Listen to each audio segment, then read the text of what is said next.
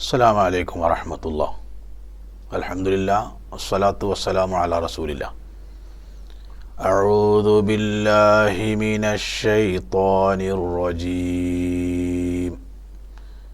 ബിസ്മില്ലാഹിർ റഹ്മാനിർ റഹീം.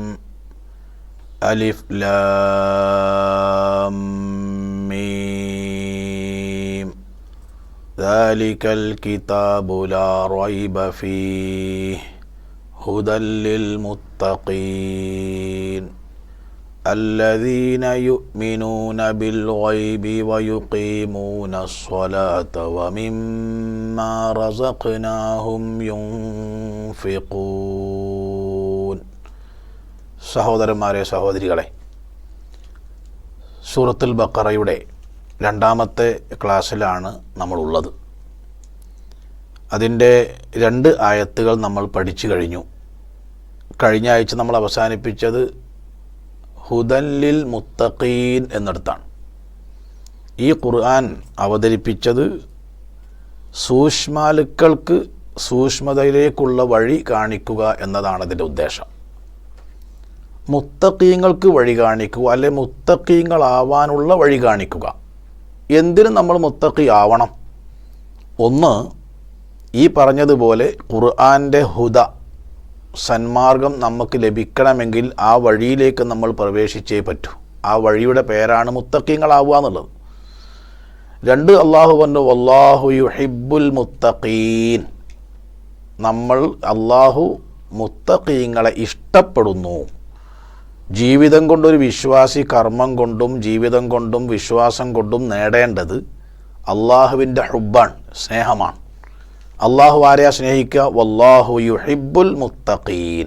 നമ്മൾ പലരെയും സ്നേഹിക്കും, അതിനൊരുപാട് കാരണങ്ങളുണ്ടാവും. നമ്മൾ പലരെയും വെറുക്കും, അതിനും ഒരുപാട് കാരണം ഉണ്ടാവും. അള്ളാഹുവിനെ സംബന്ധിച്ചിടത്തോളം അവൻ അടിമയെ സ്നേഹിക്കാനുള്ള ഒറ്റ കാരണം അവൻ മുത്തഖി ആവുക എന്നതാണ്. നബി സല്ലല്ലാഹു അലൈഹി വസല്ലമയുടെ സുപ്രസിദ്ധമായൊരു പ്രാർത്ഥനയുണ്ട്. അല്ലാഹുമ്മ ഇന്നി അസ്അലുക ഹുബ്ബക ഹുബ്ബ മൻ യുഹിബ്ബുക വ ഹുബ്ബ അമലിൻ യുഖർരിബുനി ഇലാ ഹുബ്ബിക്. അല്ലാഹുവേ, ഞാൻ നിൻ്റെ ഹുബ്ബ് ചോദിക്കുകയാണ്, നിൻ്റെ സ്നേഹം ചോദിക്കുകയാണ്. ഹുബ്ബ മൻ യുഹിബ്ബുക, നിന്നെ ആരൊക്കെ സ്നേഹിക്കുന്നുണ്ടോ അവരുടെ എല്ലാവരുടെയും സ്നേഹം എനിക്ക് വേണം. വ ഹുബ്ബ അമലിൻ യുഖർരിബുനി ഇലാ ഹുബ്ബിക്, നിൻ്റെ ഹുബ്ബിലേക്ക്, സ്നേഹത്തിലേക്ക് എന്നെ അടുപ്പിക്കുന്ന എന്തൊക്കെ പ്രവർത്തനങ്ങളും സ്വഭാവ രീതികളും ജീവിത ശൈലിയും ഉണ്ടോ അതിനോടൊക്കെ എനിക്ക് സ്നേഹം വേണം. അത് ഞാൻ നിന്നോട് ചോദിക്കുന്നു എന്നാണ്. കാരണം മരണശേഷമുള്ള ജീവിതത്തിൽ അള്ളാഹുവിൻ്റെ ഹുബ്ബല്ലാത്ത ഒരാളുടെ ഹുബ്ബും സ്നേഹവും നമുക്ക് പ്രയോജനം ചെയ്യുകയില്ല.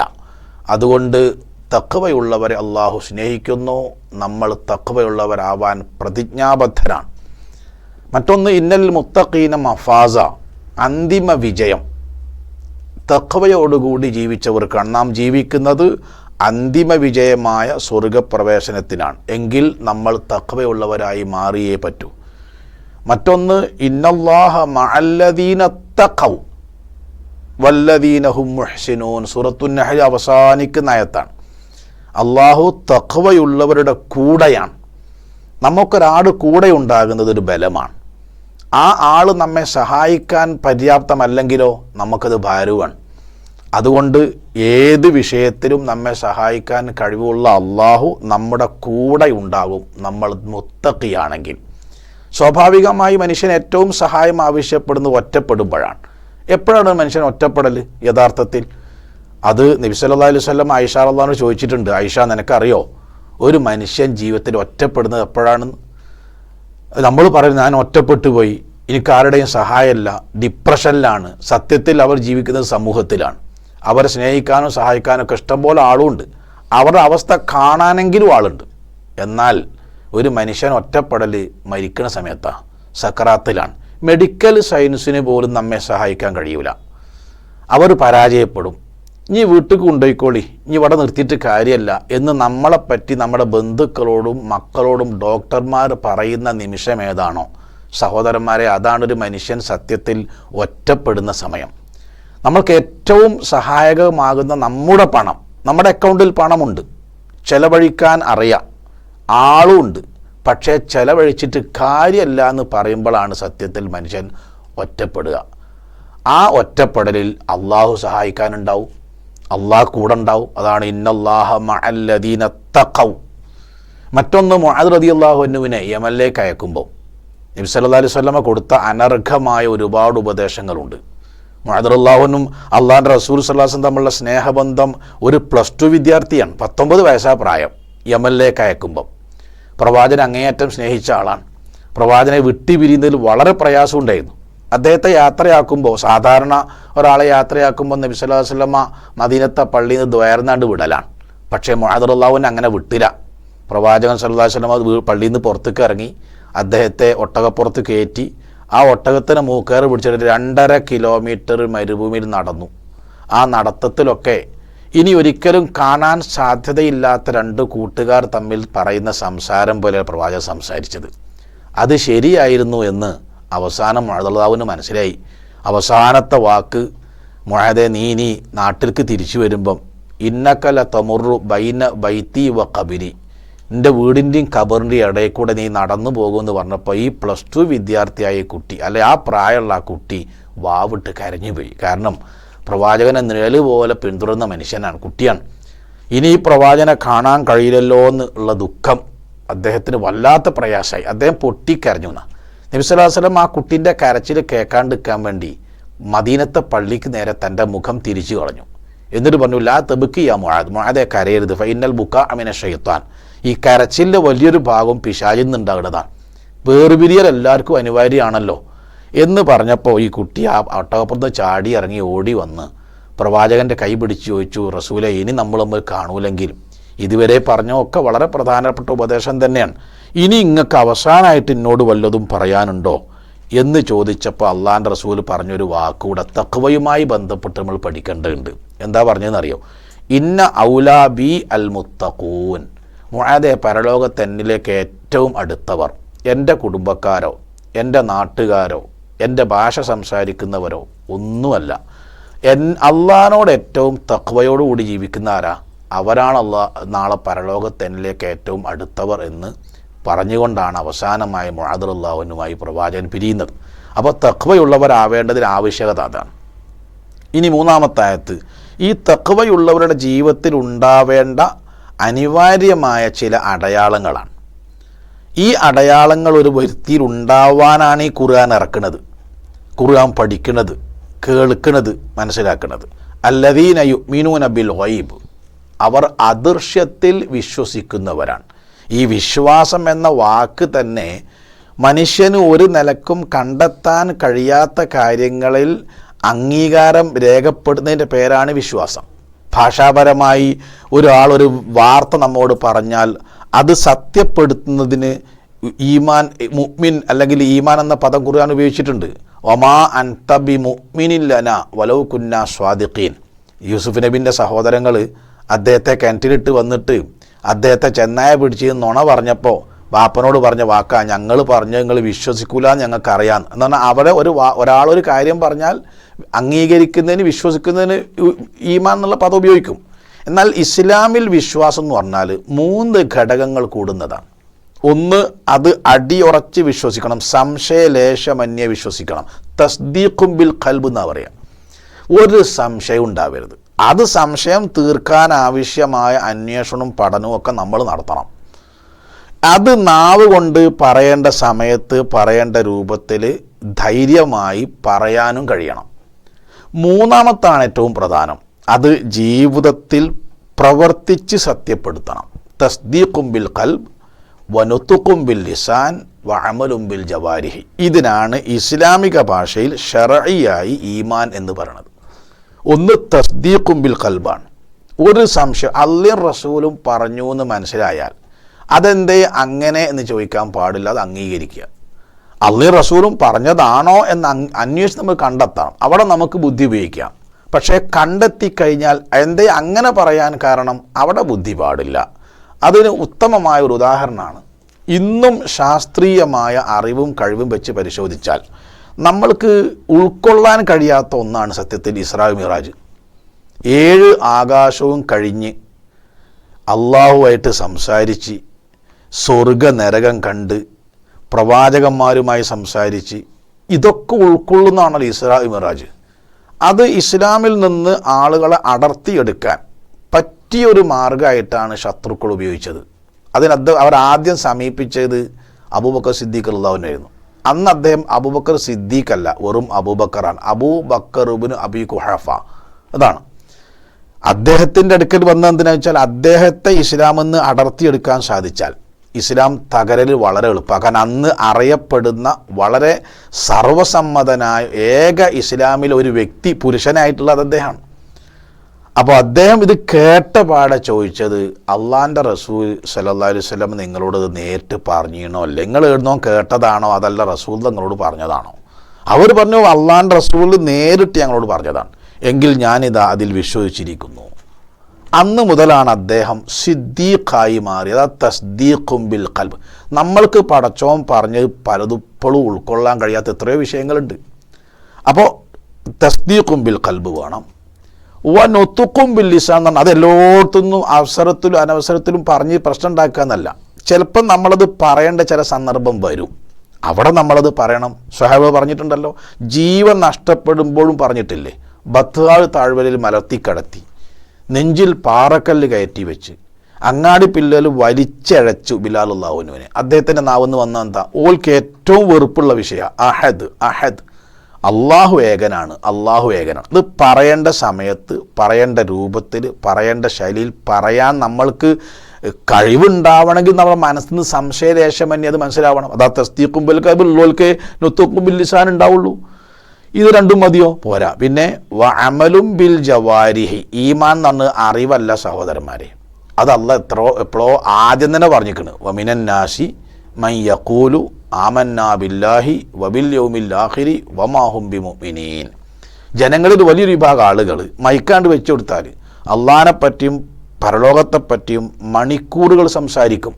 അവർ മുഅ്മിനീങ്ങളല്ല. പിന്നെ മൂന്നാമത്തെ അടയാളം എന്താണെന്ന് വെച്ചാൽ വഅമലും ബിൽ ജവാരിഹി. അത് ജീവിതത്തിൽ പ്രവർത്തിച്ച് കാണിക്കുക. അള്ളാഹു ഉണ്ട് എന്ന് വർത്താനം പറഞ്ഞ് കാണിക്കുകയല്ല, പടച്ചോ ഉണ്ട് എന്നുള്ള ബോധം ജീവിച്ച് കാണിക്കുക.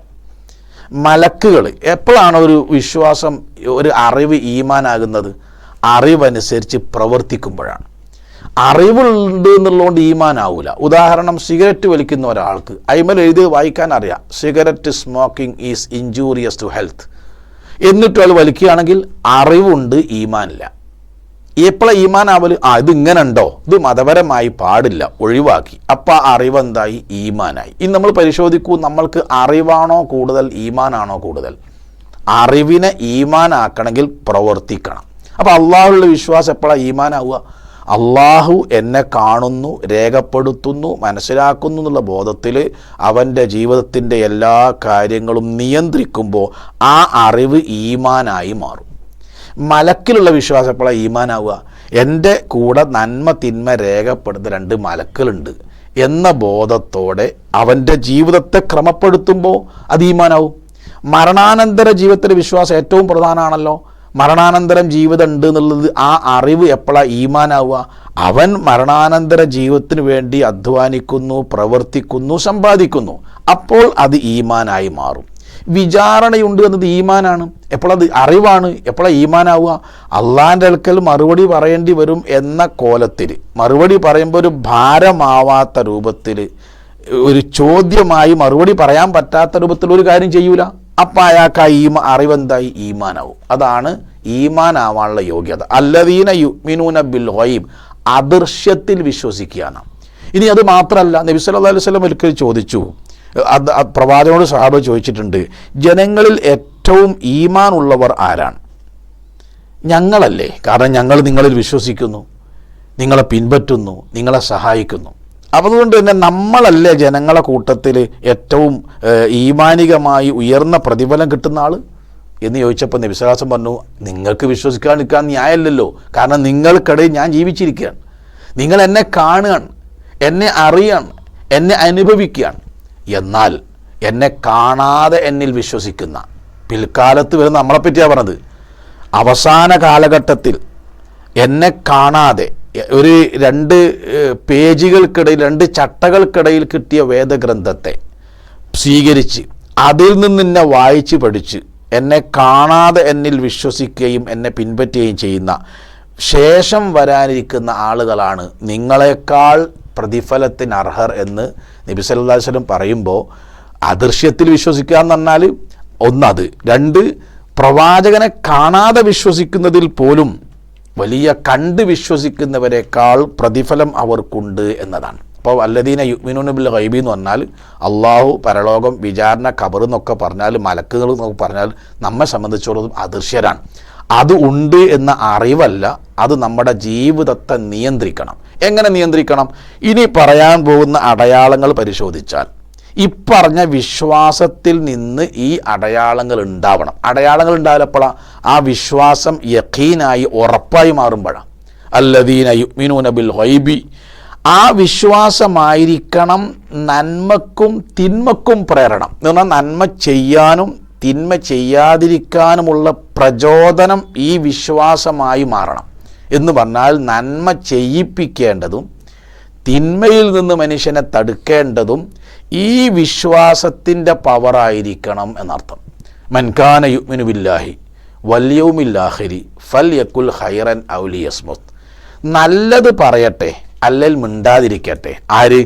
അള്ളാഹുവിലും പരലോകത്തിലും വിശ്വസിക്കുന്നുണ്ടെങ്കിൽ. എന്ന് പറഞ്ഞാൽ ആ വിശ്വാസത്തിൻ്റെ പിൻബലത്തിലാണ് നല്ലത് പറയുകയും മിണ്ടാതിരിക്കുകയും ചെയ്യുന്നതെങ്കിൽ ആ മൗനത്തിനും സംസാരത്തിനും മൂല്യമുണ്ട്. അതിന് പ്രേരിപ്പിക്കേണ്ടത് ഈ വിശ്വാസമായിരിക്കണം. വിശ്വാസം നമ്മെ പ്രേരിപ്പിക്കണം നന്മ ചെയ്യാനും തിന്മ ചെയ്യാതിരിക്കാനും. അല്ലാതെ ഒരു കടലാസിൻ്റെ നേരെ ജാതിൻ്റെ പേരും മതത്തിൻ്റെ പേരും എഴുതിയത് കൊണ്ട് അയാൾ ആ ജാതിയും മതത്തിൻ്റെ ആളായി മാറൂല. ആ ഈമാൻ നമ്മെ കർമ്മനിരതരാക്കണം എന്നർത്ഥം. മൻ കാന യുഅ്മിനു ബില്ലാഹി വൽ യൗമിൽ ആഖിരി ഫൽയുഹ്സിൻ ജാറഹു, അയൽവാസിയോട് മാന്യമായി പെരുമാറട്ടെ. അതിൻ്റെ പ്രചോദനം എന്തായിരിക്കണം? നമ്മൾ അങ്ങോട്ട് പെരുമാറിയാലേ ഒരു ഇങ്ങോട്ടും നല്ലോണം പെരുമാറുള്ളൂ, അങ്ങോട്ട് കൊടുത്താലേ ഇങ്ങോട്ടും കിട്ടുള്ളൂ എന്നൊരു ചിന്തയാണോ? അല്ല. അള്ളാഹുവിൻ്റെ അടുക്കൽ പരലോകത്ത് കൂലി കിട്ടണം, പടച്ചോൻ പറഞ്ഞതാണ്. ആ നിലക്ക് അത് ചെയ്താൽ അതിനെ മൂല്യമുള്ളൂ ഇസ്ലാമിൽ. മൻ കാന യുഅ്മിനു ബില്ലാഹി വൽ യൗമിൽ ആഖിരി ഫൽയുക്രിം വൈഫഹു, അതിഥികളെ സ്നേഹിക്കുക, ആദരിക്കുക എന്നുള്ള എല്ലാ മതവിശ്വാസവും ചെയ്യുന്നതാണ്. പക്ഷെ അള്ളാഹിൻ്റെ അടുക്കൽ മൂല്യമുള്ളതാവണമെങ്കിൽ അള്ളാഹുവും പരലോകത്തിലുള്ള വിശ്വാസമായിരിക്കണം മനുഷ്യനെ അത് ചെയ്യാൻ പ്രേരിപ്പിക്കേണ്ടത്. അതാണ് അല്ലദീന യുഅ്മിനൂന ബിൽ ഗൈബ്. ആ പ്രേരണ ഉണ്ടാകുന്ന വിധം ഈമാൻ ഉണ്ടാവണം. എന്ത് വേണം? ആ ഈമാൻ വർദ്ധിക്കാൻ ആവശ്യമായ പ്രവർത്തനം നമ്മൾ ചെയ്യണം. അതിലാദ്യം ഖുർആൻ പറഞ്ഞാൽ എന്താ അറിയോ? നിസ്കരിക്കണമെന്നോ നോൻപ് നോൽക്കണമെന്നൊന്നുമല്ല. ഇഖ്റ, വായിക്കണം, പഠിക്കണം. പ്രപഞ്ചമാകുന്ന ഈ വിശാലമായ പുസ്തകം നിന്റെ ശരീരത്തിലുണ്ട്. വഫി അൻഫുസിക്കും അഫലാ തുബ്സിറൂൻ വഫിൽ അർളി ആയാത്തുൽ ലിൽ മൂഖിനീൻ വഫി അൻഫുസിക്കും അഫലാ തുബ്സിറൂൻ. ആ പ്രപഞ്ചത്തിൽ അള്ളാഹിനെ പറ്റി മനസ്സിലാക്കാൻ ദൃഷ്ടാന്തങ്ങൾ തിരഞ്ഞാൽ തീരൂല. സ്വന്തം തടിമലുണ്ട്, നിങ്ങളെന്താ ചിന്തിച്ച് മനസ്സിലാക്കുക. അതായത് ചിന്തിച്ച് മനസ്സിലാക്കണം. എന്തിനാ? അപ്പോഴാണിത് ഉറപ്പാവുക. ആ ഉറപ്പുണ്ടെങ്കിലേ അത് നമ്മുടെ ജീവിതത്തെ നിയന്ത്രിക്കൂ. എന്ന് പറഞ്ഞാൽ വിജ്ഞാനവും ജ്ഞാനവും തമ്മിൽ ബന്ധപ്പെടുത്താൻ നമ്മൾക്ക് സാധിക്കണം. കലാലയങ്ങളിൽ നമ്മുടെ മക്കൾക്ക് കിട്ടുന്നത് വിജ്ഞാനമാണ്. ഇന്ന് വിജ്ഞാന യുഗമാണ്, വൈജ്ഞാനിക യുഗമാണ്. പക്ഷേ വിജ്ഞാനത്തിൽ നിന്ന് ജ്ഞാനം ഊറ്റിയെടുക്കാൻ സാധിക്കുന്നില്ല. എന്താണ് വിജ്ഞാനവും ജ്ഞാനം തമ്മിലുള്ള വ്യത്യാസം? ഞാനൊരു ഉദാഹരണം പറയാം. വെള്ളത്തിൻ്റെ രാസനാമം H2O എന്നാണ്. 2 ഹൈഡ്രജൻ ആറ്റവും ഒരു ഓക്സിജൻ ആറ്റവും കൂടുമ്പോൾ വെള്ളമുണ്ടാകുന്നു. അത് വിജ്ഞാനമാണ്. എന്നാൽ അതിലെ ജ്ഞാനം എന്താ? ഹൈഡ്രജൻ കത്തുന്ന സാധനമാണ്, ഓക്സിജൻ നന്നായി കത്താൻ സഹായിക്കുന്ന സാധനമാണ്. ഇത് രണ്ടും കൂടുമ്പോൾ സത്യത്തിൽ ഉണ്ടാവേണ്ടത് എന്താ? എക്സ്പ്ലോസീവായിട്ട് സാധനമാണ്. പക്ഷെ ഉണ്ടാവുന്നത് എന്താ? തീയക്കെടുക്കുന്ന വെള്ളമാണ്. എന്തൊരു അത്ഭുതമാണ്! ഓ അല്ലാ, അതാണ് ജ്ഞാനം. ഈ ഈ 2 കത്തുകയും കത്താൻ സഹായിക്കുകയും ചെയ്യുന്ന 2 സാധനം കൂടി ചേരുമ്പോൾ തീയക്കെടുക്കുന്ന ഒരു സാധനം ഉണ്ടാക്കാൻ അള്ളാഹ്ക്കേ കഴിയൂ. അതാണ് അള്ളാഹ്. ആ വിജ്ഞാനം മനുഷ്യനെ ജ്ഞാനത്തിലേക്ക് എത്തിക്കുകയാണ്. ഒരു നാടൻ ഉദാഹരണം പറയാം. നമ്മളെ നാട്ടിലൊക്കെ പണ്ട് പീടികയിൽ പോയിട്ട് കോഴി വാങ്ങുന്ന ഏർപ്പാടില്ലായിരുന്നല്ലോ. എൻ്റെ വീട്ടിൽ ഓരോ വീട്ടിലും 10-20 കോഴി ഉണ്ടാവുമായിരുന്നു. ഒരു 10-20 കോഴി മുട്ട കുട്ടികളുണ്ടാവാൻ വേണ്ടി ഒരു കോഴിയെ അടവെച്ചാൽ 21ാമത്തെ ദിവസം ഈ മുട്ട വിരിയും. ഈ മുട്ട കുത്തി പൊട്ടിക്കുന്നത് ആരാ? കുട്ടിയാണ്. ഈ മുട്ടക്കുള്ളിലുള്ള കുട്ടിയാണ്. അതൊരറിവാണ്. 21-ാം ദിവസം വിരിയും എന്നത് അറിവാണ്. പക്ഷേ 21-ാം ദിവസം ഈ കുട്ടിക്ക് 21-ാമത്തെ ദിവസം അയക്കണം കേട്ടോ, ഞങ്ങൾ കുത്തി പൊട്ടിച്ച് പുറത്തേക്ക് വന്നോളി എന്ന് പറഞ്ഞു കൊടുക്കണത് ആരാ? അല്ലാ, വലിയ സംഗതി തന്നെയല്ലേ. ഒരു ബുദ്ധിയില്ലാത്തൊരു ജീവിക്ക് ഈ കലണ്ടർ ഏതാണ്, ദിവസം ഏതാന്ന്, എത്ര ദിവസമായി ഞാൻ ഇവിടെ കിടക്കണ്, എനിക്ക് പുറത്തു പോകാൻ സമയമായി എങ്ങനെ മനസ്സിലായത്? അതാണ് അല്ലാ, അതാണ് ആ വിജ്ഞാനത്തിലെ ജ്ഞാനം. മഴയുണ്ടാകുന്നത് എങ്ങനെയാ? വെള്ളം നീരാവിയായി മേൽപോട്ട് പോകുന്നു, മേഘം തണുത്ത് ഇങ്ങോട്ട് വരുന്നു, അത് വിജ്ഞാനമാണ്. എന്തായാലും ജ്ഞാനം? വെള്ളത്തിന് നീരാവിയാവാനും നീരാവിക്ക് വീണ്ടും വെള്ളമാകാനും ആരാ കഴിവ് കൊടുത്ത്? അല്ലാ.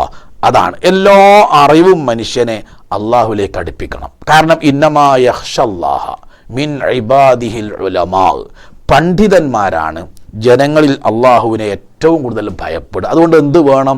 അന്വേഷണവും പഠനവും ഒക്കെ നിരന്തരം നമ്മൾ നടത്തിക്കൊണ്ടിരിക്കണം. ഒരു വിശ്വാസി ഒരു ദിവസം ആരംഭിക്കുമ്പോൾ ആദ്യമായി ചെയ്യുന്ന ഇബാദത്ത് ഏതാ? ഒന്ന് ചൊല്ലുന്നതല്ല, എണീക്കുമുള്ള ദുആ നമുക്കെല്ലാവർക്കും അറിയാം. അവിടെ ഒരു പ്രവർത്തനം ചെയ്യുന്നുണ്ട്. എന്താണ് ആ പ്രവർത്തനം?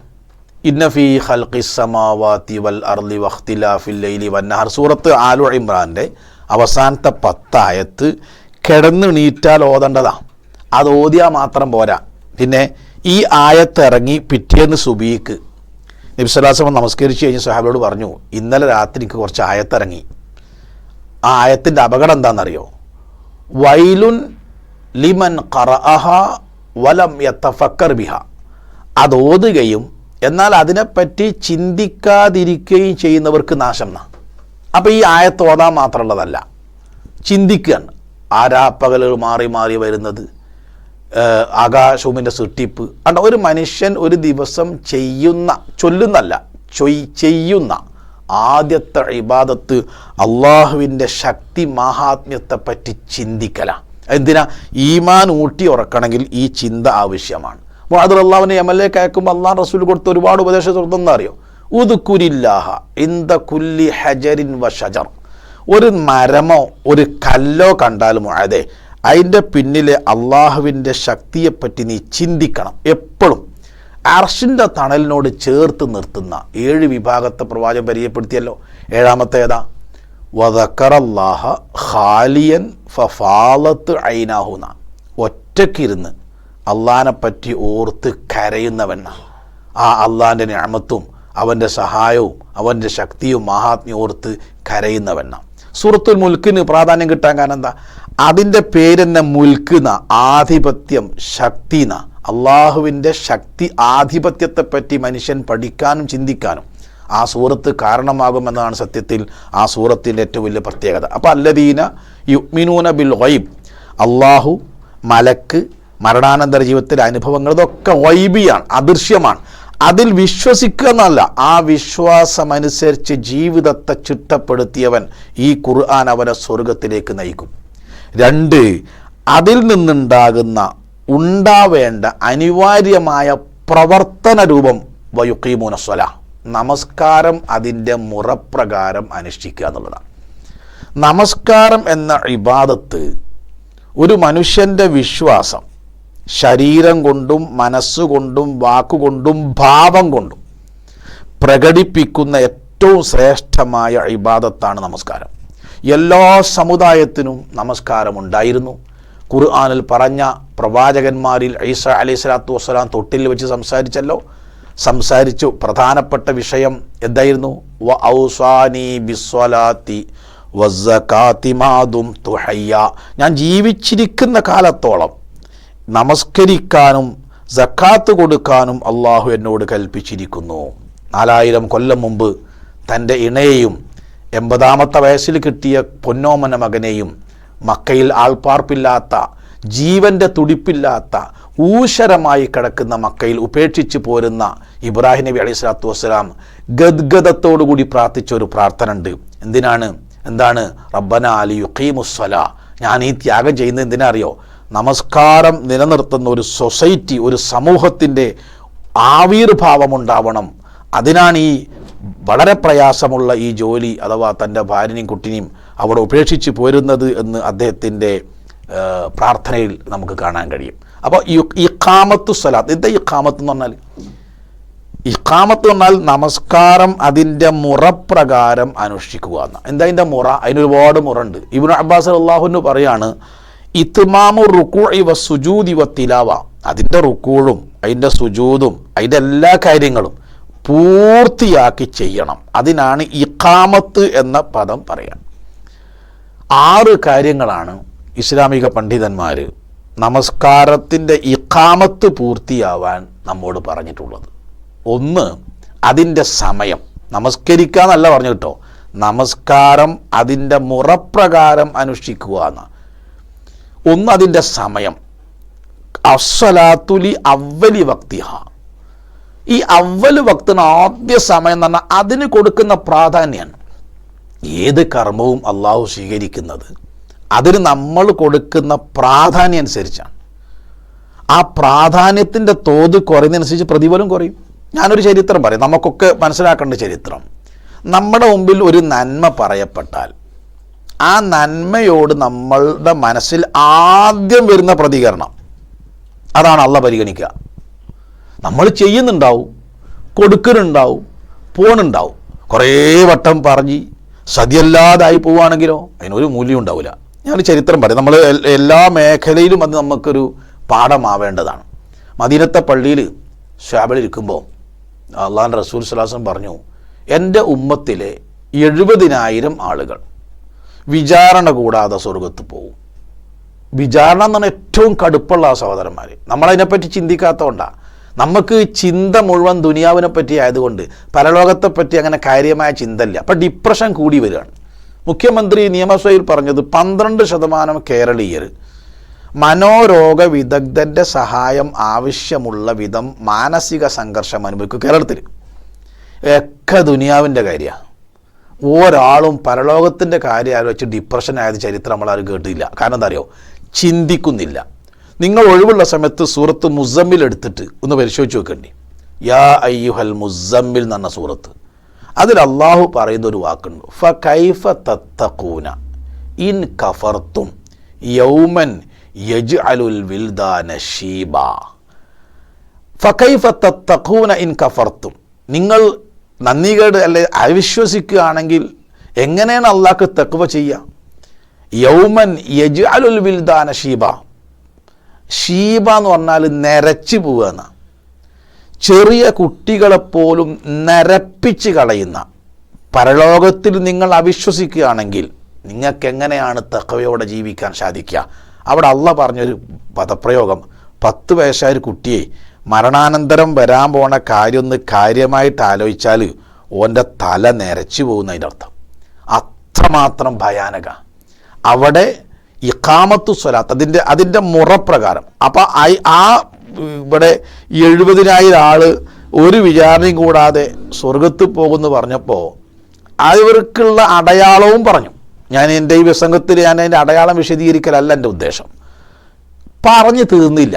ഒരാൾ ചാടി നീറ്റ് പറഞ്ഞു, റസൂലേ നിങ്ങൾ ഇന്ന അതിൽ ഉൾപ്പെടാൻ വേണ്ടി പ്രാർത്ഥിക്കണം എന്ന് പറഞ്ഞ് തീരുന്നതിന് മുമ്പ്. അപ്പോൾ ഈ അടയാളമൊന്നും പറഞ്ഞില്ല. 70,000 ആൾ സ്വർഗത്ത് പോകുന്നേ പറഞ്ഞുള്ളൂ. ആ സ്വർഗം വിചാരണ കൂടാതെ പോകുന്നു കഴിഞ്ഞ് എന്തായാലും ശരി അത് എനിക്ക് കിട്ടണം.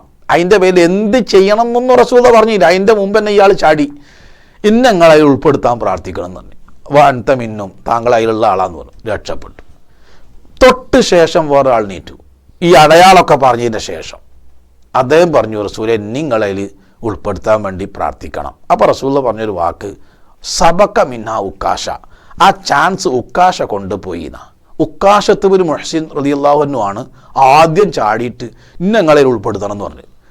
അപ്പോൾ ആ ആദ്യത്തെ പ്രതികരണം, ഒരു ഖുർആൻ ക്ലാസ് ഉണ്ട്, നോക്കട്ടെ കഴിഞ്ഞു. ആ ആദ്യം നമുക്ക് മടിയാണ്. പിന്നെ നമ്മൾ നിർബന്ധിച്ചിട്ട് അങ്ങനല്ല വേണ്ടത്.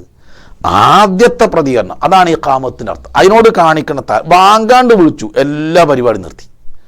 അസ്സലാത്തുലി അവ്വലി വക്തിയ അയ്യുൽ അഅ്മാലി അഫ്ളലു എന്നുള്ള ചോദ്യത്തിൻ്റെ റസൂൽ കൊടുത്ത മറുപടിയാണത്. ഒരു മനുഷ്യൻ ജീവിതത്തിൽ ചെയ്യുന്ന ഏറ്റവും ശ്രേഷ്ഠമായ ഇബാദത്ത് ഏതാണ്? നമസ്കാരം അതിൻ്റെ ആദ്യ സമയത്ത് നിർവഹിക്കുക എന്നാണ്. അപ്പോൾ ഏത് കർമ്മത്തിലും ആ കർമ്മം ഏറ്റവും നന്നാവണമെങ്കിൽ അതിനോട് കാണിക്കുന്ന പരിഗണനയാണെന്നതിൻ്റെ അർത്ഥം. ആദ്യ സമയത്ത് നിസ്കരിക്കുക എന്ന് പറഞ്ഞാൽ എന്താ, ഒരു പണിയും ഇല്ലാണ്ട് ഇങ്ങനെ നിൽക്കുകയായിരുന്നു, ബാങ്ക് കൊടുത്ത് കിട്ടിയല്ലോ. അല്ല, അയാൾ ഒരുപാട് പണിയെടുക്കുന്നുണ്ട്, പക്ഷെ ബാങ്കാണ്ട് വിളിച്ചാൽ പിന്നെ എല്ലാ പണിയും അതിൻ്റെ ബേക്കിലായി. അത് സൂറത്തുൻ നൂറിൽ അല്ലാഹ് പറഞ്ഞല്ലോ, റിജാലുൻ ലാ തുൽഹീഹിം തിജാറത്തുൻ വലാ ബൈഉൻ അൻ ദിക്രില്ലാ. ബാങ്ക് ബിലാൽ എപ്പോൾ കൊടുക്കാൻ തുടങ്ങി? ലാ ഇലാഹ ഇല്ലല്ലാഹ് അവസാനിക്കുന്നതിന് മുമ്പ് മദീനത്തെ മാർക്കറ്റ് കാലിയാവും. മദീനയിലെ മുഴുവൻ വീടുകളിൽ നിസ്കാരം നിർബന്ധമുള്ള ആണാവട്ടെ പെണ്ണാവട്ടെ കുട്ടികളാവട്ടെ മുഴുവൻ പിന്നെ പള്ളിയിലാണ് ഉണ്ടാവുക. പിന്നെ അങ്ങാടിയിൽ ആരാ ഉണ്ടാവുക എന്നറിയോ?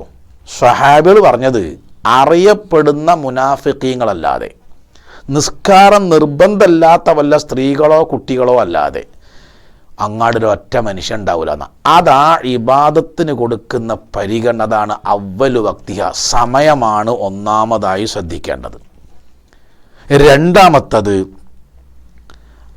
രണ്ടാമത്തെ സംഗതി എന്താണ്? അത് സംഘടിതമാവണം. ഇപ്പം നബി സല്ലല്ലാഹു അലൈഹി വസല്ലമ ഒരാൾ നിസ്കരിച്ച് പോകുമ്പോൾ പറഞ്ഞല്ലോ, ഇങ്ങനെയാണ് അയാൾ നമസ്കരിക്കുന്നതെങ്കിൽ, ഈ നമസ്കാരവുമായിട്ട് അയാളുടെ മരിച്ചു പോയാൽ, വഹുവ അലാ ഗൈരി മില്ലത്തി മുഹമ്മദീൻ, അദ്ദേഹം മുഹമ്മദിൻ്റെ മില്ലത്തിലാവൂലട്ടോ മരിക്കണമെന്നാ. എത്ര ഗൗരവമുണ്ടത്! പ്രവാചകനെ വിശ്വാസിയായി കണ്ട മനുഷ്യൻ്റെ പേര് സ്വഹാബി എന്നാ മനസ്സിലാക്കണം. അപ്പോൾ ഒരു സ്വഹാബി നിസ്കരിക്കുന്ന നിസ്കാരം നോക്കിയിട്ടാണ് പറഞ്ഞത്. അതിലെന്തൊക്കെയോ കുറവുണ്ടെന്നല്ല അതിൻ്റെ അർത്ഥം. അത് ആദ്യം പരിഹരിക്കപ്പെടേണ്ടതാണ് അതിൻ്റെ സമയനിഷ്ഠ എന്ന് പറഞ്ഞു. യുദ്ധക്കളത്തിൽ വെച്ച് 17 രീതിയിലുള്ള നിസ്കാരം എന്തിനാണ് പഠിപ്പിച്ചത്? യുദ്ധം കഴിഞ്ഞ് പോയിട്ട് ആശ്വാസം പോലെ അല്ലാഹു കിട്ടിയാൽ പോരാ. നമസ്കാരം സമയബന്ധിതമാണ്. സഹോദരന്മാരെ, ആർക്കെങ്കിലും നിസ്കാരത്തിൽ ഒന്നാട്ട് സമയം മാറ്റി വെക്കാൻ അനുവാദം കൊടുക്കുകയാണെങ്കിൽ അത് കൊടുക്കേണ്ടത് ഇസ്ലാമിനോട് യുദ്ധം ചെയ്ത മനുഷ്യന്മാർക്കല്ലേ? അതെ, അവർക്ക് നിസ്കാരം മാറ്റിവെക്കാൻ മാർഗമുണ്ടോ? ഇല്ല. യുദ്ധക്കളത്തിൽ വെച്ച് 17 രീതിയിലാണ് നിസ്കാരം. സൂറത്ത് നിസായിൽ സൂചന തന്നിട്ട് യുദ്ധക്കളത്തിൽ ജമാഅത്തായിട്ട് നമസ്കരിക്കണത്, ഒറ്റക്കുമല്ല. ആ നമസ്കാരത്തിൻ്റെ രൂപം പറഞ്ഞ ആയത്ത് അവസാനിപ്പിക്കണത് എങ്ങനെ അറിയോ? അങ്ങനെ യുദ്ധത്തിൻ്റെ ഭയക്കാട് പോയി സമാധാനം വന്ന ഫഇദത്മഇനൻതും ഫഅഖീമുസ്സലാ, അങ്ങനെ യുദ്ധം നീങ്ങി സമാധാനം പുനഃസ്ഥാപിക്കപ്പെട്ടാൽ നിങ്ങൾ നമസ്കാരം അതിൻ്റെ മുറപ്രകാരം അനുഷ്ഠിക്കണം. കാരണം ഇന്ന സ്വലാത്ത കാനത്ത് അലൽ മുഅ്മിനീന കിതാബം മൗഖൂത, നമസ്കാരം സമയബന്ധിതമായി നിർണയിക്കപ്പെട്ട ആരാധനയാകുന്നു. അതുകൊണ്ട് ഇഖാമത്തു സ്വലാത്തിൻ്റെ ഒന്നാമത്തെ അർത്ഥം അതിൻ്റെ സമയനിഷ്ഠ. 2, സംഘടിതമാവണം. ഞാൻ സൂചിപ്പിച്ചല്ലോ. എന്തിനാണ്? ഈ ആളുകൾ മനസ്സിലാക്കി എന്താണ്? ജമാഅത്ത് കിട്ടിയാൽ കിട്ടട്ടെ, നിസ്കാരം എന്ന ബാധ്യത തീരാൻ ഒറ്റക്ക് നിസ്കരിച്ചാലും മതി, പോരാ. നമസ്കാരത്തിന് ജമാഅത്തായിട്ടല്ലാതെ ഒരു രൂപമില്ല. ജമാഅത്ത് നഷ്ടപ്പെട്ടു പോയി, ഇനി കിട്ടാൻ യാതൊരു മാർഗവുമില്ല എങ്കിൽ നിസ്കരിക്കണമല്ലോ. അവർക്കാണ് ഒറ്റക്കുള്ള നിസ്കാരം. ഇഖാമത്തു സ്വലാത്തിൻ്റെ അർത്ഥം അതാ. ജമാഅത്തിന് ഈ കണ്ട പ്രാധാന്യം പലപ്പോഴും പലരും നൽകാറില്ല. എന്നാൽ നമ്മളെ വീടിൻ്റെ അടുക്കള ഭാഗത്തൊരു വാഴ നട്ട് ആ വാഴ വളർന്ന് കൊലച്ച് അതിനൊരു കായ് പകുത്ത് ആ കൊല വെട്ടി നമ്മളെ വീട് എവിടെയാണോ അതിൻ്റെ തൊട്ടടുത്തുള്ള അങ്ങാടിയിലേക്ക് കൊണ്ടു കൊടുത്തപ്പോൾ ആ പീഡിയക്കാരൻ 1 ഉറുപ്പ്യ തരാം. 1 ഉറുപ്പ്യ, എനിക്ക് 1 ഉറുപ്പ്യക്കാണേ മതി, ഇപ്പോൾ സാധനം കിട്ടാണ്ടെന്ന് തോന്നി. ആ പീടിയ സാധനം വാങ്ങാൻ വന്ന ഒരാൾ പറയാണ്, നിങ്ങൾ തൊട്ടപ്പുറത്ത് അങ്ങാടി കൊണ്ടുപോയിക്കോളി, 27 ഉറുപ്പ്യ കിട്ടുമെന്ന് പറഞ്ഞാൽ നമ്മൾ എങ്ങനെങ്കിലും ഈ വാഴക്കോൽ അവിടെ കൊണ്ടുപോകും. കാരണം എന്താ അറിയോ? 1 ഉറുപ്പ്യയും 27 ഉറുപ്പ്യയും തമ്മിലുള്ള വ്യത്യാസം നമ്മൾക്കറിയാം. എന്നാൽ ഒരു നിസ്കാരത്തിന് 10 ഉറുപ്പ്യാണെങ്കിൽ അത് സംഘടിതമായാൽ 270 ഉറുപ്പ്യാണ് എന്നറിഞ്ഞിട്ട് നമ്മിൽ എത്ര പേർ അതൊരു ഗോൾഡൻ ചാൻസായി ഉപയോഗപ്പെടുത്താറുണ്ട് എന്ന് മനസ്സിലാക്കണം. 1. രണ്ടാമത്തെ സഹോദരന്മാരെ, ആദം അലൈഹിസ്സലാത്തു വസ്സലാം മുതൽ മുഹമ്മദ് നബി സല്ലല്ലാഹു അലൈഹി വസല്ലം വരെയുള്ള സമൂഹത്തിന് അള്ളാഹു സൃഷ്ടിച്ച സ്വർഗ്ഗം നരകം ഒന്നാ, വേറെയില്ല. എന്നാൽ ആ സ്വർഗം നേടാനും നരകമോചനം സമ്പാദിക്കാനും അള്ളാഹു ഓരോ കൗമിനും സമുദായത്തിനും കൊടുത്ത ആയുസ് തുല്യമാണോ? അല്ല. ആരോഗ്യം തുല്യമാണോ? അല്ല. നമ്മൾക്കിടയിൽ തന്നെ സാമ്പത്തിക അവസ്ഥ തുല്യമാണോ? അല്ല. എല്ലാം വ്യത്യസ്തമല്ലേ? വ്യത്യസ്തമാണ്. എല്ലാവരും എത്തേണ്ട സ്വർഗം ഒന്നല്ലേ? ഒന്നാണ്. അതെങ്ങനെയാണ് നടക്കുക? 950 കൊല്ലം ജീവിച്ച് ഇബാദത്ത് ചെയ്ത് മരിച്ചു പോയ നൂഹ് നബി അലൈഹി സ്വലാത്തു വസ്സലാം പോയ സ്വർഗത്തിൽ എങ്ങനെയാണ് നമ്മൾ പോവുക? നമ്മൾ ആയുസ് എത്ര? അഴ്മാറു ഉമ്മത്തി മാ ബൈന സിത്തീന ഔ സബഈന, 60-ൻ്റെ 70-ൻ്റെ ഇടയിലാണ്. അപ്പം നമ്മുടെ ആയുസ് എണ്ണത്തിൽ കുറവാണെങ്കിലും ഫലത്തിൽ ഇരട്ടിപ്പിക്കാൻ അള്ളാഹു തന്ന ഒരുപാട് മാർഗത്തിൽ ഒന്നാ ജമാഅത്ത് നിസ്കാരം. അപ്പോൾ നമ്മൾ പഠിക്കേണ്ട എങ്ങനെ അറിയോ? ഒരു നമസ്കാരം ഒറ്റക്ക് നമസ്കരിക്കുന്നതും ആ നമസ്കാരം ജമാഅത്തായി നമസ്കരിക്കുന്നതും 20 ഇരട്ടി കൂലി കിട്ടും നല്ല പഠിക്കേണ്ടത്. പിന്നെ ഒരു ദിവസം 5 നേരത്തെ നമസ്കാരം ഒരാൾ പള്ളിയിൽ പോയി ഇമാമിൻ്റെ വേക്കെന്ന് നമസ്കരിച്ചാൽ ഒരു ദിവസം ഫലത്തിൽ 27 ദിവസമായി മാറുകയാണ്. ഒരു മാസം 27 മാസമായി മാറുകയാണ്. ഒരു കൊല്ലം 27 കൊല്ലമായി മാറുകയാണ്. അങ്ങനെ 10-50 കൊല്ലം ജീവിച്ചാലോ അതിനെ 20 കൊണ്ട് ഭരിക്കണം. അപ്പോൾ നമ്മൾ ആയുസ് എണ്ണത്തിൽ കുറവാണെങ്കിലും വണ്ണത്തിൽ വർദ്ധിപ്പിക്കാൻ അള്ളാഹ് തന്ന ടൂളാണിത്. അതുകൊണ്ടാണ് മാ സലക്കക്കും ഫി സഖർ, നിങ്ങൾ എങ്ങനെയാണ് നരകത്തിലെത്തിയത്? സഖർ എന്ന് പറഞ്ഞാലും വമ്പിച്ച ഇന്നഹാല ഇഹ്ദൽ കുബർ, അത് സൃഷ്ടിച്ച് സംവിധാനം ചെയ്തവൻ പറയാണ് വമ്പിച്ചതാണ് കേട്ടോ സഖർ. പടച്ചോൻ തന്നെ പറഞ്ഞത്. എങ്ങനെ നിങ്ങളിവിടെ എത്തി എന്ന ചോദ്യത്തിന് അവർ നരകത്തിൽ പോണ ആൾ നൽകുന്ന മറുപടി ഒന്നെന്താ അറിയോ? ലം നക്കു മിനൽ മുസല്ലീന. സാധാരണ അതിൻ്റെ അർത്ഥം പറയുമ്പോൾ ആളുകൾ പറയൽ ഞങ്ങൾ നമസ്കരിക്കുന്നവരായിരുന്നില്ല എന്ന. സത്യത്തിൽ അത് മാത്രമല്ല അതിൻ്റെ അർത്ഥം, ഞങ്ങൾ നമസ്കരിക്കുന്നവരുടെ കൂടെയായിരുന്നില്ല എന്ന. ഈ കൂടെ നിസ്കരിക്കുന്നതിനാണ് ജമാഅത്തായി നിസ്കരിക്കുക എന്ന് പറയാം. അപ്പോൾ ജമാഅത്ത് നമസ്കാരം അകാരണമായി ഒഴിവാക്കിയതാണ് ഞങ്ങൾ ഈ നരകത്തിലെത്താൻ കാരണമെങ്കിൽ ജമാഅത്തിൻ്റെ പ്രാധാന്യം എത്രയാണ്? അപ്പോൾ ജമാഅത്ത് നിസ്കരിക്കാൻ, അത് സംഘടിതമായി നിർവഹിക്കാൻ നമ്മൾ ശ്രദ്ധിക്കണം. നബി സല്ലല്ലാഹു അലൈഹി വസല്ലമ വളരെ പ്രോത്സാഹനം നൽകിയ ഒരു സംഗതിയാണ്. അന്ധനായ ഒരു മനുഷ്യൻ, അദ്ദേഹം പറഞ്ഞ് പ്രവാചകനോട് സുബീഖിൻ്റെ 2 കൈയും പിടിച്ചിട്ട് പള്ളിക്ക് കൊണ്ടുവരാൻ ആളില്ല, ഞാൻ മരത്തുമലൊക്കെ തട്ടി വീഴുകയാണ്. സ്വാഭാവികമായി അള്ളാഹുവിൻ്റെ റസൂല് നാലുങ്ങൾ വീട്ടിൽ നിസ്കരിച്ചോളി എന്ന് പറയും സ്വാഭാവികമായിട്ട്. പക്ഷേ റസൂൽ തിരുത്തി പറഞ്ഞില്ലേ, ആ സമയത്തൻ നിദാ, ഈ പള്ളിയിൽ നിന്ന് വാങ്ക് വിളിച്ചാൽ അവിടെ കേൾക്കുമോ? ആ കേൾക്കും. നഫ അജീബ്, ഇവിടെ വരണം. സ്വഹീഹ് അല്ലെങ്കിലും അല്പം ബലഹീനത ഉണ്ടെങ്കിലും ലാ സ്വലാത്ത ലി ജാരിൽ മസ്ജിദി ഇല്ലാ ഫിസ്സല, പള്ളിൻ്റെ അയൽവാസിക്ക് പള്ളിയിൽ നിന്നല്ല നമസ്കാരമില്ല എന്നൊരു പ്രവാചക വചനമുണ്ട്. മറ്റ് സ്വഹീഹായ ധാരാളം ഹദീസുകൾ ഇതിനെ ബലപ്പെടുത്തുന്നു. പള്ളിയിൽ നിന്ന് ബാങ്ക് കേൾക്കാത്ത വീട് മുസ്ലിം മഹലിൽ എവിടെയെങ്കിലും ഉണ്ടോ? ഇല്ലല്ലോ. പക്ഷേ എല്ലാവരും ജമാഅത്തിന് വരുന്നുണ്ടോ? ഇല്ല. അപ്പോൾ സംഘടിതമാവണം. ഒരുപാട് നന്മകളുണ്ട്. 20 ഇരട്ടി കൂലി മാത്രമല്ല, ഇമാമിൻ്റെ വലല്ലാലി എന്ന് പറഞ്ഞിട്ട് ഇമാമിൻ്റെ ആമീനും നമ്മളെ ആമീനും മലക്കള ആമീനും യോജിച്ച് വന്നാൽ ഗുഫിറ ലഹു മാ തഖദ്ദമ മിൻ ദംബിഹി, എല്ലാ പാവവും പൊറുക്കുന്ന. പള്ളിയിലേക്ക് നടന്നു പോകുന്നതിന് എന്തുമാത്രം പ്രതിഫലമുള്ളത്. കൽ ഹാജിൽ മുഹരീം, നമ്മളൊക്കെ ഹജ്ജ് പോകാൻ ആഗ്രഹിക്കല്ലേ, ഹാജിമാരെ സന്ദർശിക്കലില്ലേ, നമ്മളെ മനസ്സ് കൊതിക്കാറില്ലേ? എന്നാൽ 5 നേരം വീട്ടിൽ നിന്ന് ഒതുണ്ടാക്കി പള്ളിക്ക് നടന്നു പോകുന്ന ഒരാൾ ഇഹ്റാം ചെയ്ത് കഅബയിലേക്ക് പോകുന്ന ഹാജിയെ പോലെയാണ്. ആ വഴിയിലുള്ള സകല വസ്തുക്കളും അയാൾക്ക് വേണ്ടി ഈമാനുണ്ട് എന്നതിന് സാക്ഷി പറയും. പോകുന്നതിനൊരു സദ്യ, തിരിച്ചു വരുന്നതിന് മറ്റൊരു സദ്യ. സ്വർഗത്തിൽ അള്ളാഹ് ഒരുക്കിക്കൊണ്ടിരിക്കുകയാണ്. സഹോദരന്മാരെ, ഈ സദ്യയിൽ ആരൊക്കെ ഉണ്ടാവുക? നമ്മുടെ നാട്ടിൽ മുൻ മുഖ്യമന്ത്രി എല്ലാ മണ്ഡലങ്ങളും സന്ദർശിച്ചു, ജനസമ്പർക്ക യാത്ര നടത്തി. എന്തൊരാൾക്കൂട്ടായിരുന്നു ഒരു മുഖ്യമന്ത്രിൻ്റെ കൂടെ ഇരിക്കാൻ, അദ്ദേഹത്തിൻ്റെ കൂടെ ചായ കുടിക്കാൻ. എന്നാൽ അള്ളാഹു പള്ളിക്ക് നടന്നു പോകുന്ന ഒരു മനുഷ്യന് എവിടെ സദ്യ ഒരുക്കണത്? സ്വർഗത്തിലാണ്.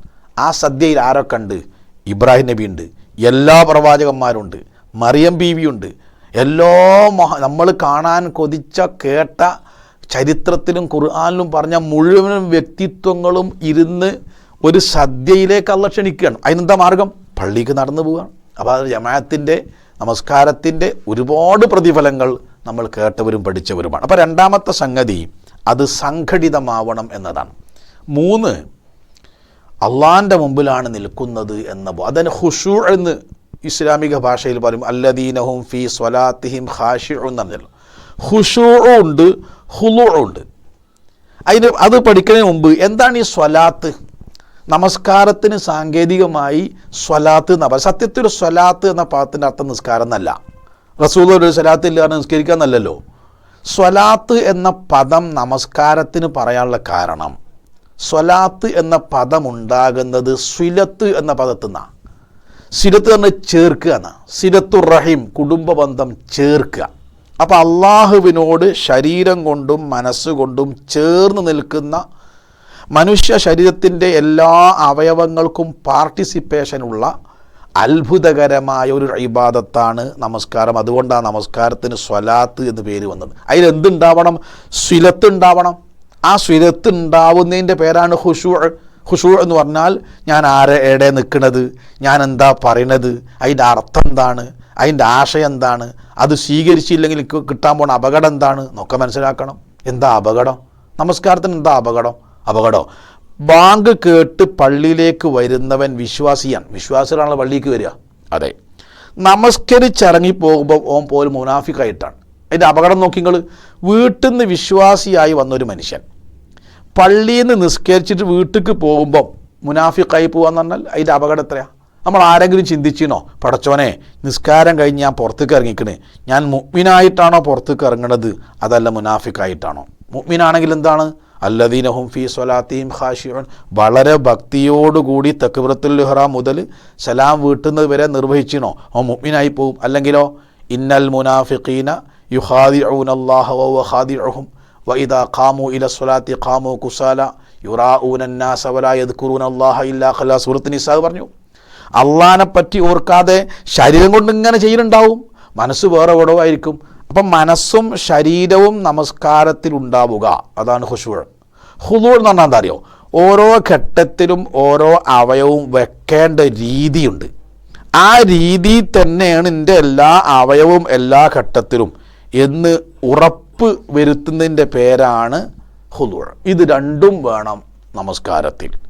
അതുണ്ടാവാൻ നബി സല്ലല്ലാഹു അലൈഹി വസല്ലം സാധാരണ ചെയ്യൽ, ഇമാമ നിൽക്കുന്ന സ്ഥലത്ത് വന്നിട്ട് അല്ലാഹു അക്ബർ എന്ന് കൈ കെട്ടുന്നതിന് മുമ്പ് 3 കാര്യം പറയും. 1, ഇസ്തവു സുഫൂഫക്കും, സഫ് ശരിയാക്കണം. 2, ഫഇന്ന തസ്വിയത്തു സഫി മിൻ ഇഖാമത്തി സ്വലാ, സഫ് ശരിയാക്കുക എന്ന് പറഞ്ഞാൽ നമസ്കാരത്തിൻ്റെ പൂർത്തീകരണത്തിൽപ്പെട്ടതാ. അത് നമ്മളെ ഭാഗം എക്സ്ട്രാ കൂട്ടണതല്ല, അല്ല ഇഷ്ടമുള്ളവൻ ചെയ്താൽ മതി എന്നല്ല.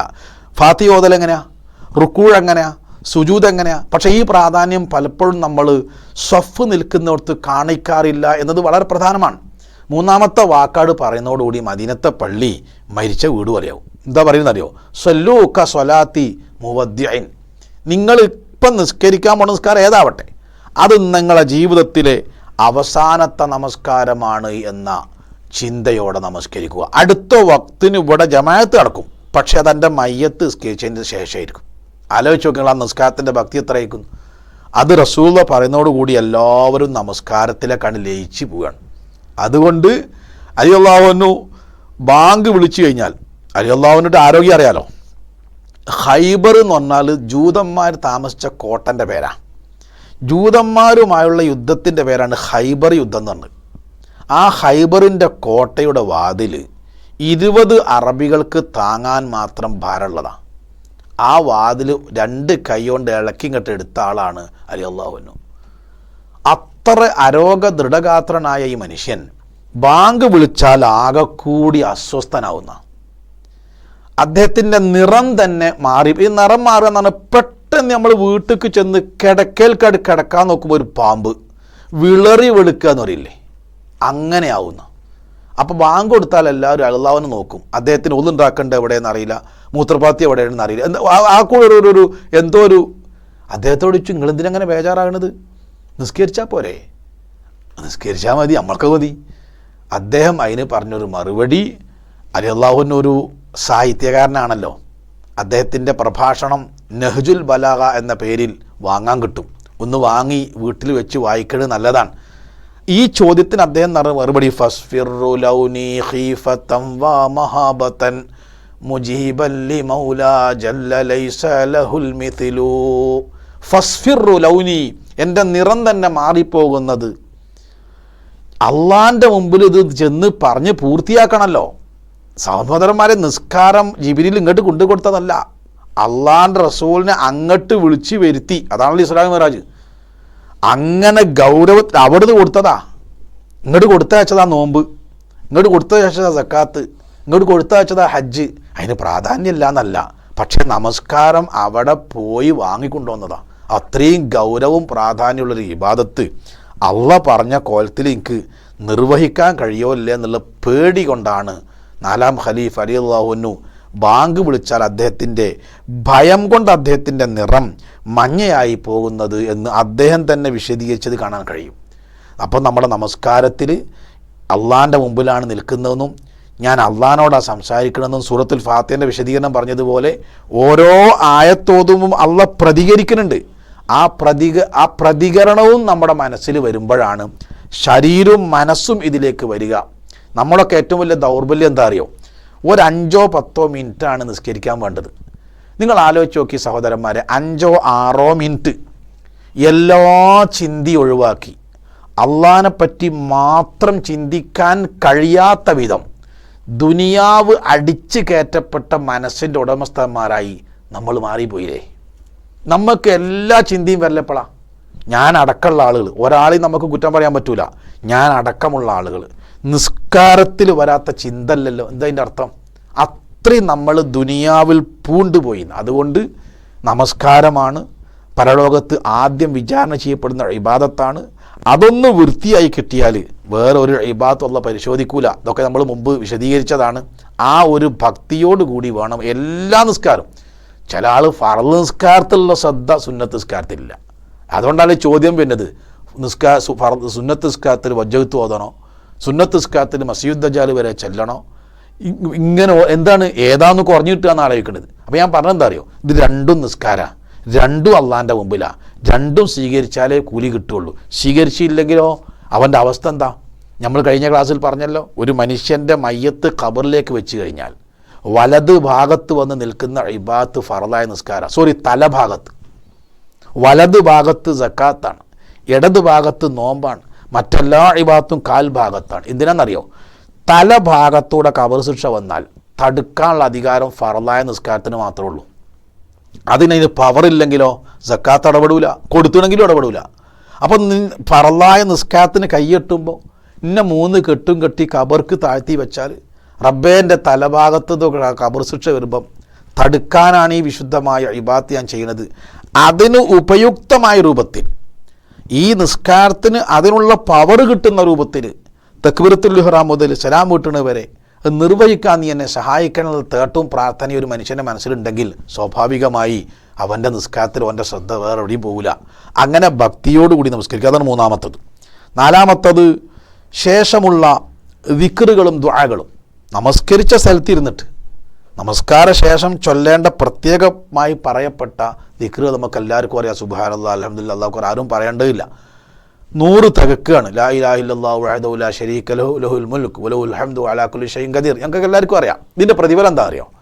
അങ്ങനെ ഒരാൾ നമസ്കരിച്ച സ്ഥലത്തിരുന്ന് ചെല്ലിയാൽ ഗുഫിറത്ത് ലഹുൽ ഖത്തായ, അവൻ്റെ എല്ലാ ചെറു പാപങ്ങളും അള്ളാഹു പൊറുക്കും. അതിൻ്റെ അളവ് എത്രയാ? മിഥില സബദിൽ ബഹർ, കടലിലെ നുരയോളം ഉണ്ടെങ്കിലും ശരി. കടലിൽ എത്ര നൊരയും പതിയുണ്ട്, കടൽ എത്ര, ഭൂമിൻ്റെ 3 ഭാഗമാക്കിയ 2 ഭാഗം കടലല്ലേ? ഒരു 72% കടലാണ്, ബാക്കിയേ കരള്ളൂ. അതിലെത്ര നൊരയും പതി ഉണ്ടാവും. അതിനേക്കാൾ കൂടുതൽ ചെറു പാപങ്ങൾ സംഭവിച്ചിട്ടുണ്ടെങ്കിലും ഇതുകൊണ്ട് പൊറുക്കപ്പെടും. അതുകൊണ്ട് ശേഷമുള്ള ദിക്റുകളും പ്രാർത്ഥനകളും ഒന്നും ഒഴിവാക്കരുത്. ഈ പ്രാർത്ഥന എന്ന് പറയുമ്പോൾ പ്രാർത്ഥന സ്വീകരിക്കുന്ന സമയം എണ്ണി പറഞ്ഞപ്പോൾ അതിൽ പെട്ട ഒന്നാണ് ഫർളായ നമസ്കാരത്തിന് ശേഷമുള്ള ദുആ. ദീർഘമായി പടച്ചവനോട് പ്രാർത്ഥിക്കുകയാണ്. 5-മത്തത് നമസ്കാരത്തിന് മുമ്പ് ശേഷമുള്ള റവാത്തിബ്. അത് ഫർളിൻ്റെ പോലെ തന്നെ, ഫർളിൽ വന്ന ന്യൂനത പരിഹരിക്കുന്നത് ഈ സുന്നത്തിനെ കൊണ്ടാണ്. അതുകൊണ്ട് അത് നബി സല്ലല്ലാഹു അലൈഹി വസല്ലം ഒരു സുന്നത്ത് ഒഴിവാക്കിയില്ലല്ലോ. യാത്രയിലാണെങ്കിലും രോഗിയാണെങ്കിൽ പോലും സുബീൻ്റെ മുമ്പുള്ള 2 റക്അത്ത് സുന്നത്ത് ഒരിക്കലും ഒഴിവാക്കിയില്ല. മറ്റ് യാത്രക്കിടയിൽ ചിലപ്പം സുന്നത്ത് ഒഴിവാക്കാൻ അനുവാദമുണ്ട് എന്ന് കാണിക്കാൻ നബി തിരുമേനി നമസ്കാരങ്ങളുടെ റവാത്തി ഒഴിവാക്കാറുണ്ട്. എന്നാൽ നാട്ടിൽ നിൽക്കുന്ന സമയത്ത് ഒരു സുന്നത്ത് നിസ്കാരം ഒഴിവാക്കിയില്ല. എന്നിട്ട് റസൂലുള്ള പറഞ്ഞു, ഫർളായ നിസ്കാരത്തിൽ എന്തെങ്കിലും ന്യൂനത ഉണ്ടെങ്കിൽ മലക്കളത് അള്ളാഹിനോട് പറയും, ഇയാളെ ഫർള് നിസ്കാരത്തിൽ ഇന്ന കുറവുണ്ട്. അപ്പോൾ അള്ളാഹ് പറയും അയാൾക്ക് സുന്നത്തുണ്ടോ നോക്കി. ഈ സുന്നത്ത് എന്നതിൻ്റെ വ്യാഖ്യാനം പറഞ്ഞു കൊടുത്താണ് അപകടം പറ്റിയത്. ചെയ്താൽ കൂലിയുള്ളതും ഉപേക്ഷിച്ചാൽ കുറ്റമില്ലാത്തതെന്ന് കേട്ടപ്പോൾ പിന്നെ ചെയ്തോളണമെന്നില്ലല്ലോ, കുറ്റമില്ലെങ്കിൽ എന്നൊരു ധാരണ പൊതുവെ വന്നുപോയി. സത്യത്തിൽ അങ്ങനെയല്ല.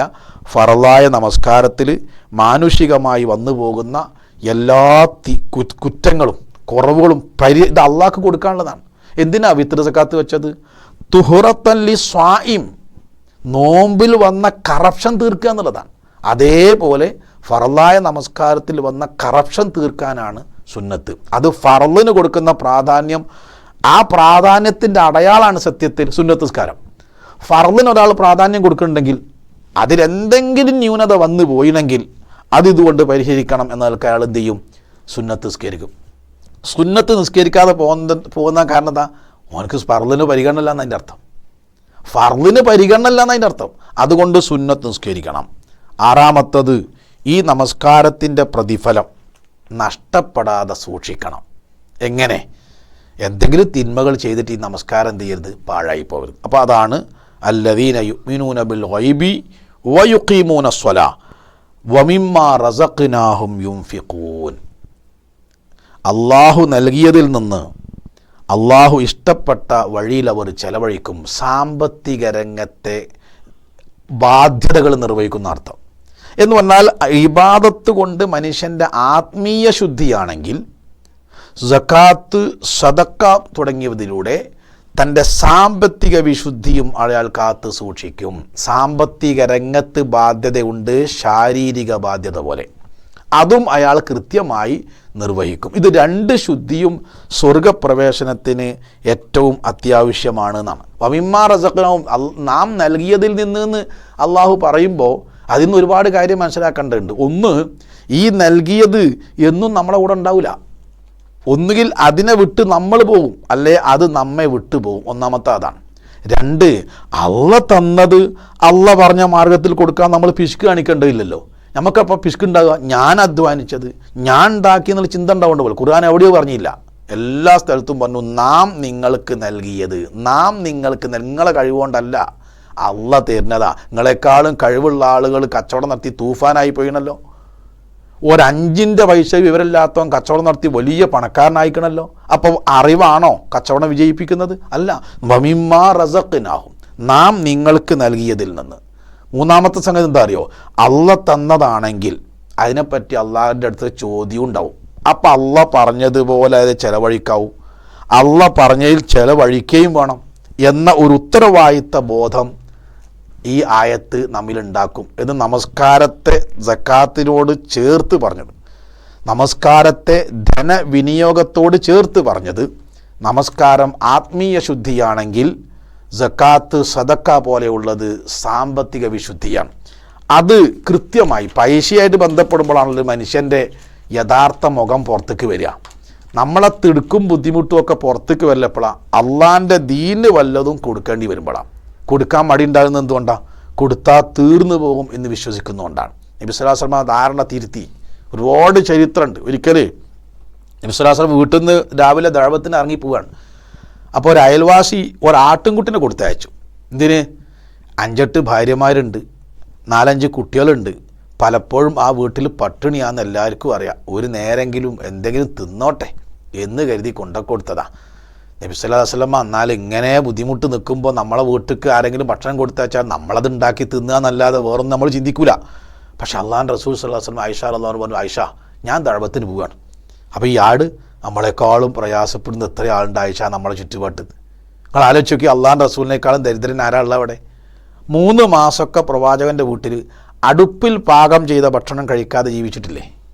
ആ വീട്ടുകാരനെ ആലോചിക്കുന്നത് തൻ്റെ പട്ടിനെ പറ്റിയല്ല, തന്നേക്കാൾ പ്രയാസപ്പെടുന്ന ആളെ പറ്റിയാണ്. അതുകൊണ്ട് നമ്മളെ ചുറ്റുവട്ടത്തിൽ അങ്ങനത്തെ ആളുകളുണ്ട്. ഈ ഇതിനെ അർത്ഥിട്ട് ഐറ്റങ്ങൾ കൊടുത്താളാ ഞാൻ പോകാമെന്ന് പറഞ്ഞു.